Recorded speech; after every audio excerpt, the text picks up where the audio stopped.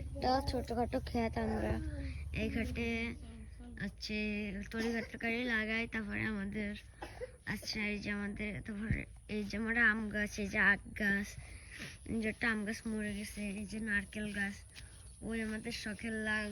এই জায়গা শাক সবজির পাতা, ওই জায়গা আবার গাঁদা ফুল গাছ, বেগুন গাছে বেগুন ধরেছে।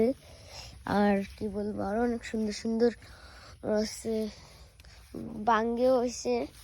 দেখেন কত বড় একটা বাঙ্গি। আমাদের ক্ষেতের কোনো সার টার দেয় না, তা দেখেন পাইকে গিয়েছে।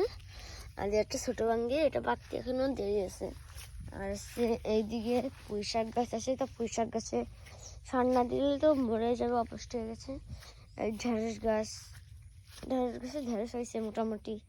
ওই যে চাল কুমড়া গাছ, তো চাল কুমড়া গাছে কয়দিন লাগবে করা পড়তে, তা আর হচ্ছে করা পড়েনি। আর এই যে আমাদের সুন্দর একটা ফুল গাছ, গাছের ভিতরে আমি একটা জবা ফুল গাছ লাগাইছিলাম, দেখি বাচ্চা জবা ফুল গাছটা। আর এসে আমাদের ঘাস ফুল, টাইম ফুল সব একসাথে।